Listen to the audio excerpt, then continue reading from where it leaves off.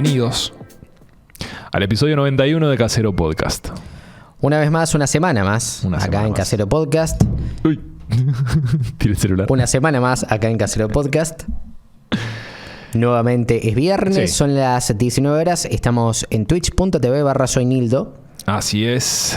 Él Todos es los Nildo, viernes. yo no soy Nildo, Sí, yo soy Matías. Nildo. Me han dicho muchas veces que soy Nildo. Yo soy Matías. Pero no, Bueno. nos encontramos otro día Ahí está. en otro episodio. Decías vos, 19 horas, todos los viernes, twitch.tv/soynildo. Si no, Ya YouTube, Casero Podcast, Instagram, casero.podcast, Ahí mismo. donde quieran. Googlean Casero Podcast y nos encuentran. Y después por tele, en vivo, Canal 3 HD BCC. Así De es. Minas, por ahí nos pueden ver, lunes 21 horas. Si son de la ciudad, nos pueden ver por ahí. Ahí también. está. Pero hoy nos toca traer otro tema también que viene de la mano con la temática general del año, ¿puede ser? Porque sí. De alguna forma, hemos sí. hablado varias veces de sustentabilidad, de reconstruir cosas, de tratar de reducir el desperdicio al mínimo. Ujú. Y a tal punto que ha tocado el vino. Hoy tocó el vino. Hoy toca el vino. Ya hemos hablado de vino antes, pero Sí. en este caso estamos enfocándolo desde un punto de vista diferente. Sí, por la forma en que se cultiva, por la forma en que se trata, por la metodología que se está tratando de llevar en cuanto a lo que es el vino biodinámico. Ujú. Y por eso hablamos un poco del tema de la sustentabilidad. Claro. Sí, igual, a ver, la biodinámica no solamente, o sea, sí, apunta a la sustentabilidad, pero no solamente eso, sino que tiene que ver también con un poco, quizás ya trascendiendo eso y llegando a la espiritualidad incluso.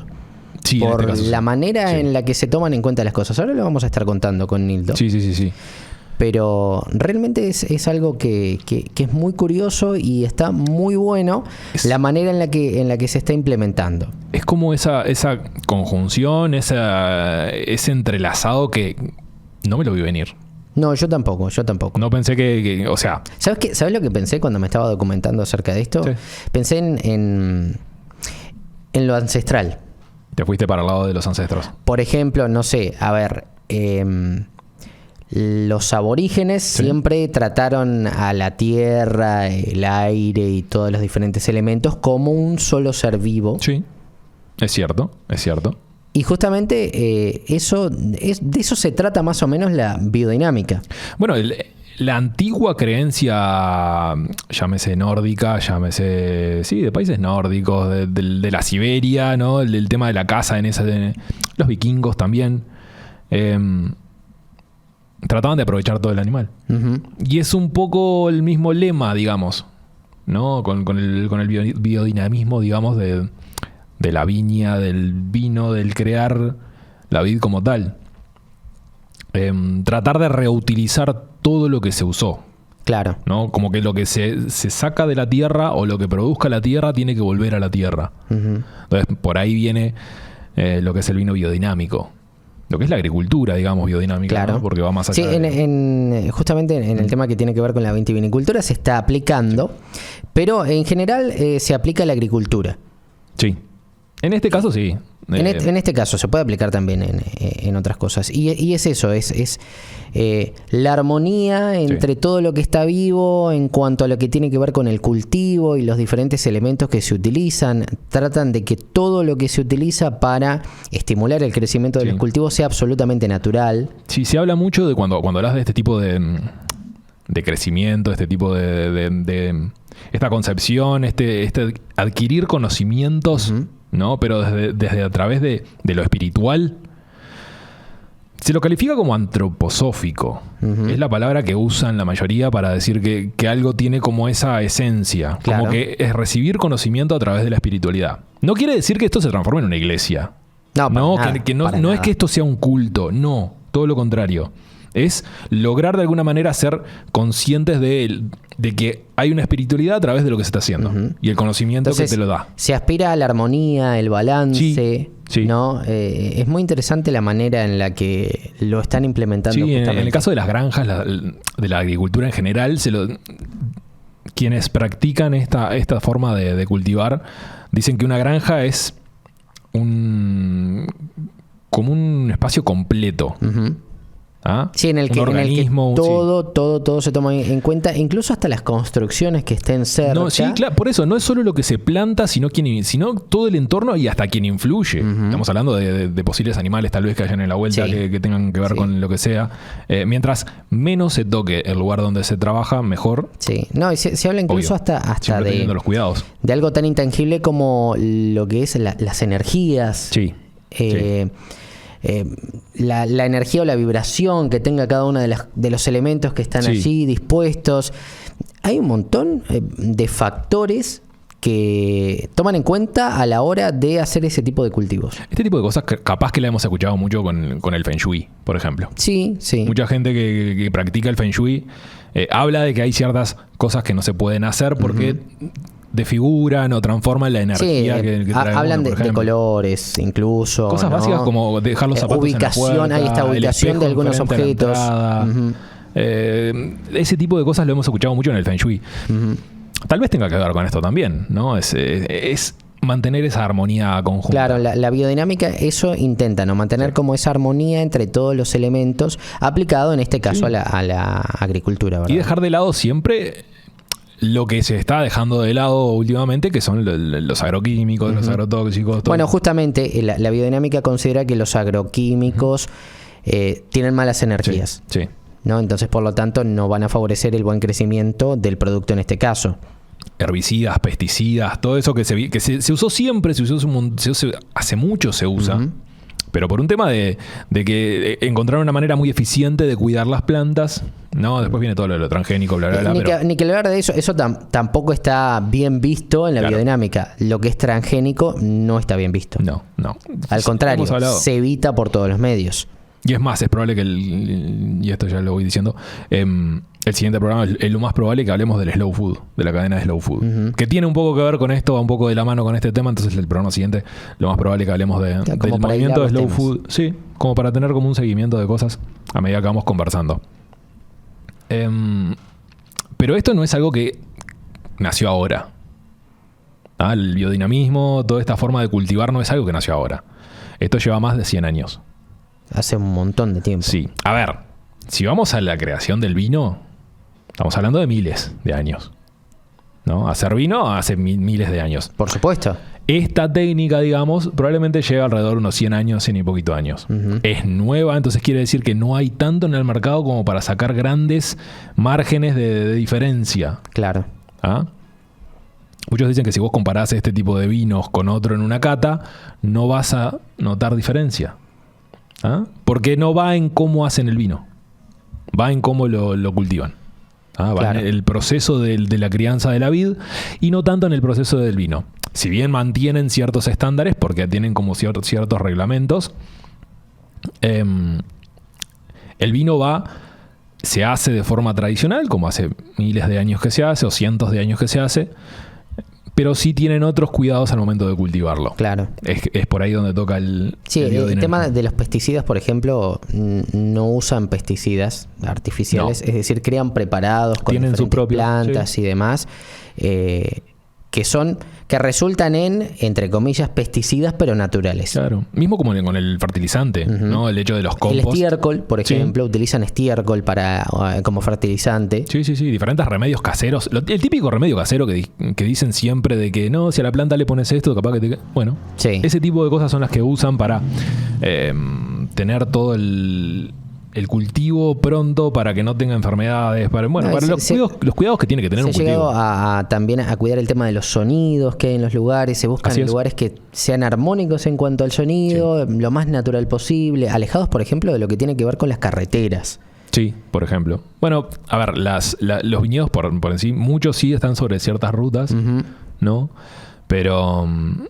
Pero para estos es como que buscan un punto específico. Claro. Si bien hay caminos para llegar, obviamente, porque son un viñedo y quieras o no. Tiene que haberlo. A través del vino hay un buscan turismo. A ver, si hay caminos que no sean sumamente transitados, como puede ser una ruta, por ejemplo. ¿No? Una ruta es un lugar muy transitado que tiene mucho ruido. Sí. Y eso, según dicen, como no es armónico y no tiene una buena energía, una buena vibración, no favorece al buen crecimiento de la planta. Entonces buscan esos lugares más armónicos, ¿no? Más naturales, donde el suelo esté lo menos alterado posible. Esa misma armonía. Otra cosa que se hace también es variar los cultivos para que la tierra mantenga siempre los nutrientes y no se agote. Sí, es como que todo tratan de mantenerlo lo mismo. Lo que decíamos al principio. Si la tierra da cierto fruto, eso, el trabajo que hubo a través de esos frutos tiene que volver a esa tierra, ¿no? Como para que ese ciclo se continúe. Uh-huh. Se habla mucho de un calendario biodinámico, es lo que dicen, como para hacer estos cultivos, ¿no? El principio de aprovechar los ciclos naturales, que es lo que estamos diciendo. Claro. ¿No? Como que todo tenga que volver. Sí, se habla también en la biodinámica de lo que tiene que ver con las podas lunares. Se poda de acuerdo a la fase lunar. Las constelaciones, la influencia del sol, la influencia de la luna, todo tiene como que ver en esa conjunción. El aprovechamiento de los 4 elementos. Viento, aire, tierra, fuego. No, viento, agua, aire, agua, tierra, fuego. Ahora sí. Me confundí con el viento. Es el aire. Es el aire. Hasta el punto de que si vos te guías en cuanto a... Por eso la astrología como que hacía una conjunción acá.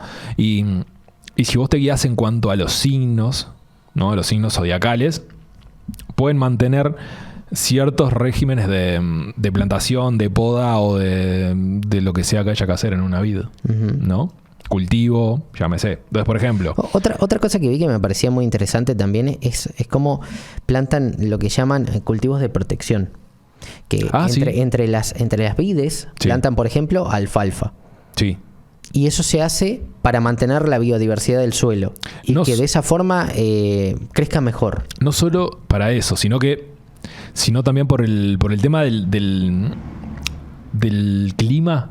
Uh-huh. ¿No? Si es muy abrasivo, si es mucho calor, mucho frío, lo que hace, dependiendo de la zona donde esté cultivado eso, como que cuida un poco las raíces y los troncos de las viñas. Uh-huh. Entonces, en parte protege de 2 formas, de lo que vos decías, y por lo abrasivo que puede ser el clima para que esa viña o esa vid crezca lo mejor bien, posible. O de la mejor manera. Entonces... Si vos vas a los signos, lo que decíamos recién, por ejemplo, Capricornio, Tauro y Virgo, y esto lo estoy leyendo porque no me voy a acordar ni loco.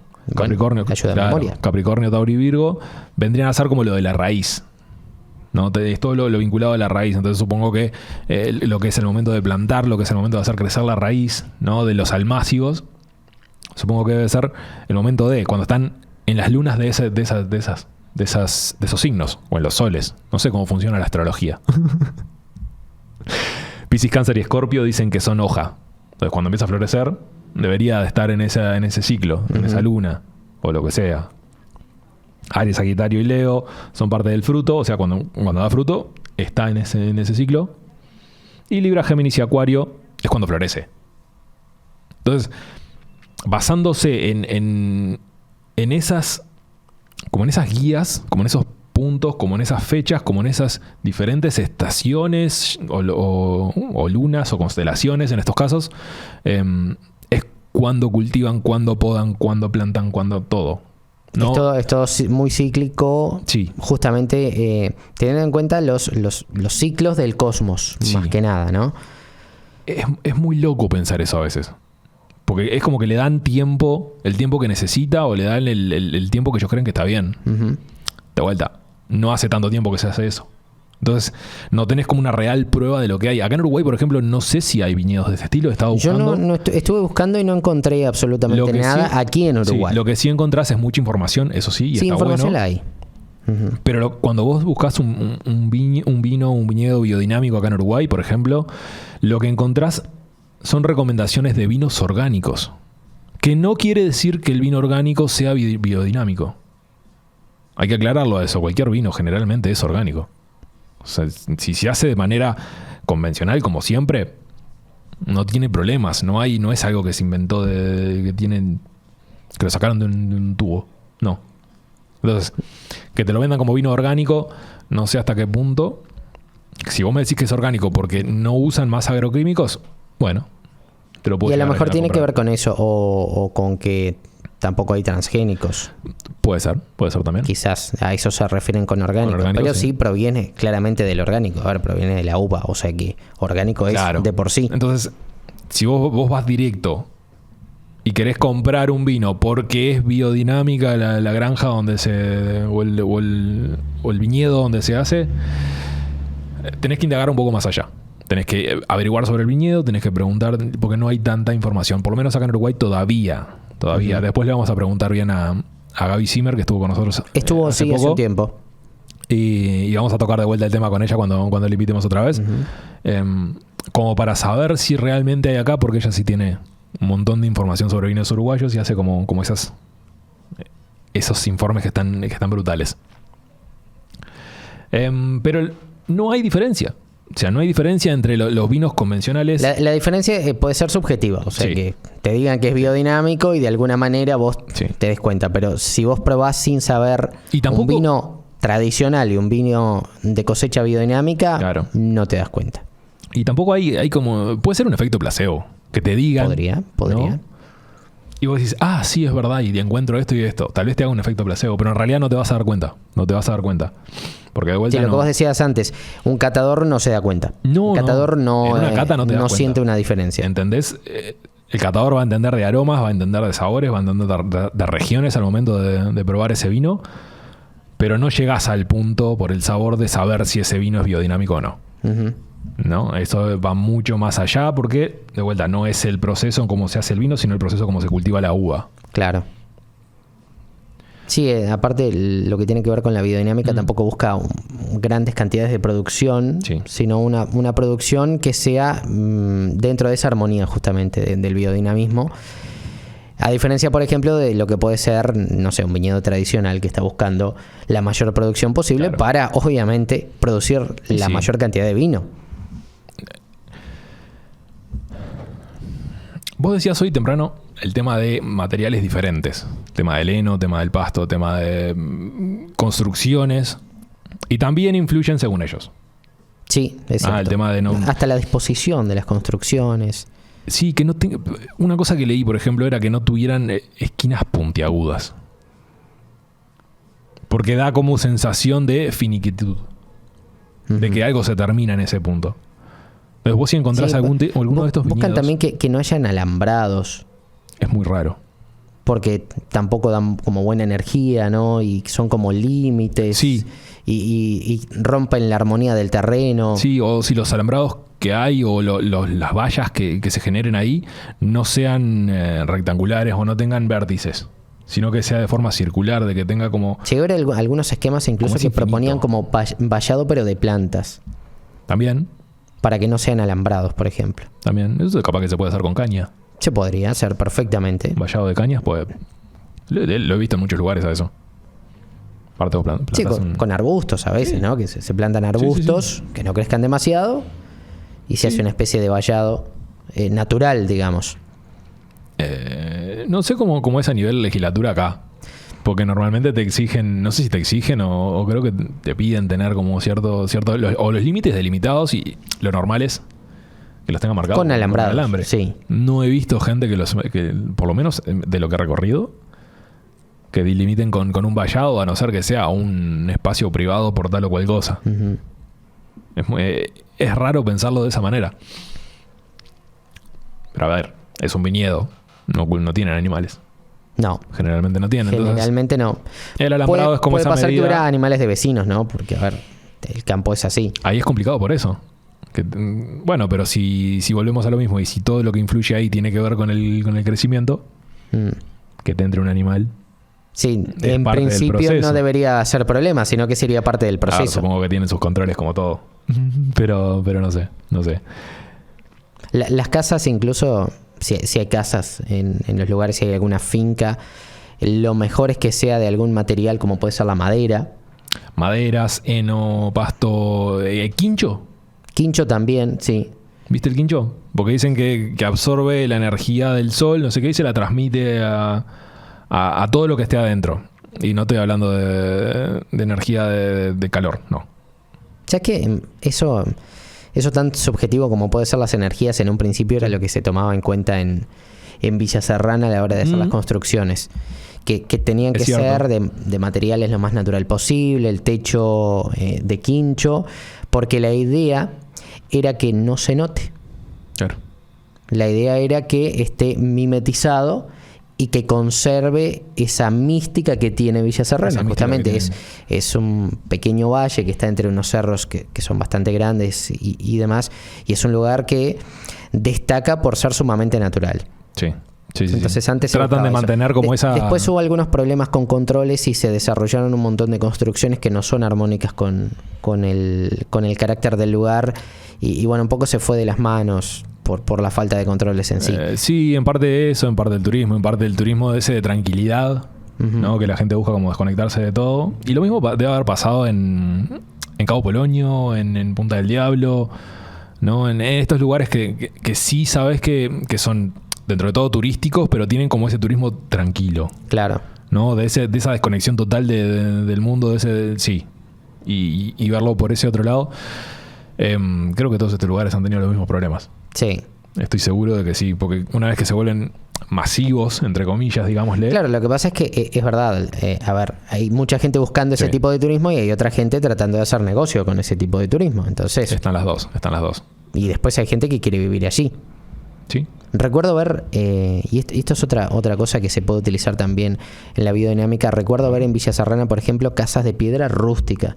O sea, piedra extraída de algún lugar en específico, o tratar de hacer una casa, por ejemplo, en una gruta. Sí, o las construcciones de adobe. Adaptar las construcciones de adobe, que son de barro y diferentes hierbas secas. Bueno, todo eso influye para bien en la biodinámica porque es todo lo natural. Sí, todo. El material, por ejemplo, el hormigón armado, todo material que nosotros conocemos, que vemos en ciudades todo el tiempo. Materiales industriales. Eso es algo que no tiene buena energía para ellos. En teoría no. Si bien algo deben usar, asumo que algo deben usar porque tampoco te vas a negar a todo lo que hay. Deben de tratar de encontrar la menor cantidad de procesos que haya tenido ese material. ¿No? Mientras lo menos procesado posible. Mientras menos procesos haya tenido ese material, es como que es mejor. Tampoco te vas a volver un Amish, ¿no? Como la escultura de los Amish que están negados totalmente a la tecnología. El Amish, para quienes no sepan, es una aldea de personas o es un grupo de personas o que están completamente por fuera de la tecnología. Así es. Viven como si siguen andando en carreta, siguen construyendo con sus propias manos todo, hacen todo con lo que tienen a mano. Viven de la forma más tradicional posible. Sí. Y se niegan a la como si vivieran en otra época, en otro año. Acá en Uruguay como si no hubiera avanzado. No hay Amish como tales, pero sí hay personas muy ermitañas que viven en lugares recónditos del Uruguay, y esto lo he visto por los viajes que hemos tenido a través de la gastronomía en general, de personas de que viven en cierto lugar muy alejado de todo, y si tienen que ir a hacer algo a la ciudad es nada más que para educar, para llevar a sus niños. Acá tenemos un caso cerca en Aguas Blancas, el templo budista. Claro, pero eso es un templo. Claro, pero estoy hablando de una casa familia. Ahí está, pero es un templo, pero ellos viven allí. Ah, sí. Y viven, bueno, tal y como se los, digamos, de alguna manera dicta su religión, y cuando vienen a la ciudad es para contar algo específico que tiene que ver con el templo, principalmente para invitar a la gente, porque hay algunas jornadas, pero en general viven así. Sí. No, y esta es brutal, porque esto nos pasó durante una grabación, que fuimos a ese lugar a hacer un programa, porque era uno de los pocos lugares donde había papa azul en todo el Uruguay. Capaz que ahora hay más. Nunca he visto en mi vida, en vivo y en directo. En fotos sí, pero en vivo y en directo nunca lo he visto. La cáscara es bien violeta, la cortás y la papa es azul por dentro. Tiene mucho almidón. Lo vi en algún momento en la cocina peruana que se utiliza. Claro. Y tuvimos que ir a ese lugar, y claro, y andábamos con drones y cosas de esas, y en un momento nos pidieron que no se filmara desde arriba, porque no quería que se viera dónde ellos vivían. Claro, o sea, hasta ese para punto, que no fuera la gente a visitar de repente. Ellos llevan lo que producen, lo llevan, pero no quieren que la gente vaya para ahí. Sí, para no romper la armonía de ese lugar. Totalmente ermitaño, totalmente abocado a estar en ese lugar. Bueno, eso tiene mucho que ver con la biodinámica también. Sí, son formas de vivir. Ese tipo de forma de vida es muy compatible con la biodinámica. No sé si estoy como para estar fuera de todo. No estarías. No, me parece que no. Me parece que ¿A vos te gusta más la tecnología y eso? Me gusta el ruido, el que hayan cosas, el movimiento. Tanto despegado. Bueno, pero vivir así no, pero visitar, por ejemplo, o sea, tomarte 3 días de desconexión total de todo. Un día solo. Sí. A ver, te doy el ejemplo de Cabo Polonio. Sí. Cabo Polonio es lindo, no me quedaría. No te quedarías. Ni loco. Es demasiado silencio, no puedo. Sí, es el ruido del mar y... No puedo. Y no es mucho más. No, a mí de repente ves los turistas son los que traen el ruido ahí, pero si vas en esta época donde no hay mucho turista, probablemente es el ruido del mar y poquito más. Es demasiado silencio, no puedo estar así. No me sale. No me acostumbro a, por ejemplo acá, a que todo cierre de 12 a 3 de la tarde. El horario la famosa siesta. Sí. Qué cosa que detesto. El horario de la siesta. Muy de la época de la colonia eso. Sí. Pero no puedo vivir con eso. No puedo vivir con que quiero hacer algo a las 2 de la tarde. Porque tengo cosas para hacer. Y no puedo hacerlo. Tengo que esperar hasta las 3. ¿A qué abra? O a la 1. Yo qué sé. A veces comes tarde. Por cualquier razón.